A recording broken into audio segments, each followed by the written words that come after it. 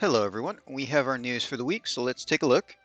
There is no maintenance, but we do have a bunch of stuff ending. So it's going to end about reset at the usual time there for the week changeover. And the ending stuff is all the Xenogears stuff and all the current Final Fantasy VII event stuff. So there's a bunch of limited stuff to get, Master Crowns, limited gear and everything. So make sure you get all your farming done that you need to do before all that ends. And that is the World of Visions and everything. And we are getting one new Neovision this week. Log in for that, usual 30 shards. They are updating the bonus tickets stuff. Nice little boost there for that stuff for when we do actually get the tickets. Nothing too grand, it looks like.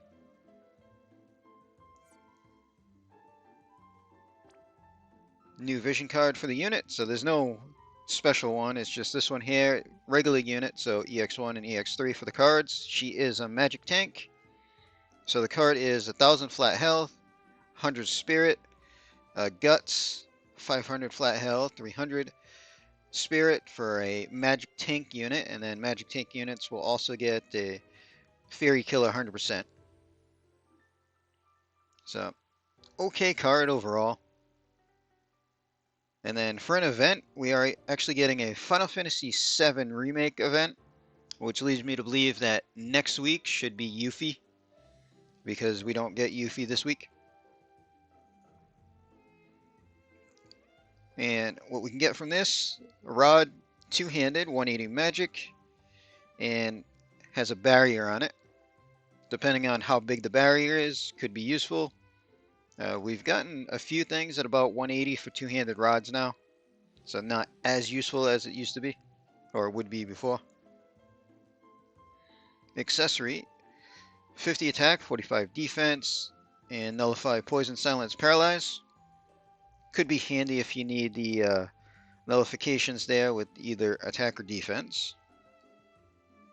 And another accessory, 50 mana, 40 magic, 20 spirit, and enable Dispel. So having Dispel on that just gives you more options, so that could be handy.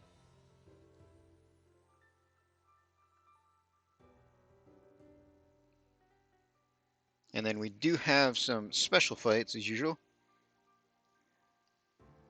So we get, looks like a daily against the train, or the ghost in the train area.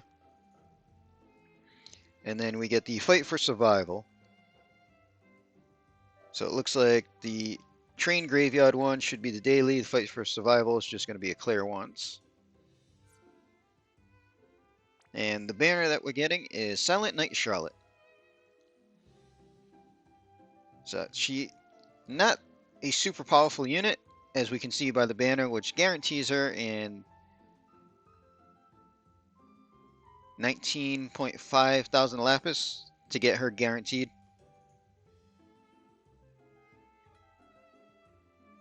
So, super limit burst, magic tank. She is getting a global upgrade. It looks like a pretty small upgrade unless I missed something.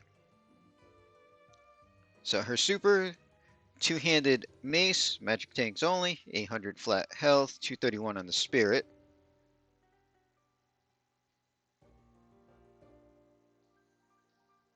And then we have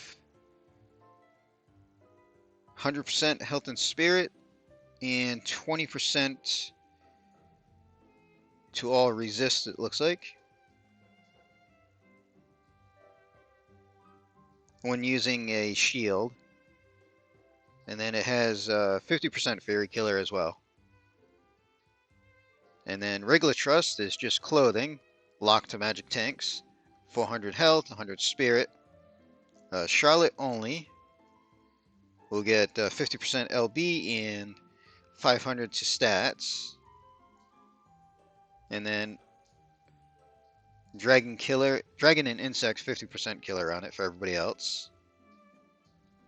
So because there's no maintenance, her information was already downloaded with the data mine last maintenance. So we can take a look at what's in. So super limit burst unit, she's focused mainly around wind. As far as in skill modifiers, kind of low. She does have 85 attack and magic break. which is very nice for a tank to have. Magnus, re-raise for 5 turns, AK barrier, but it does kill herself.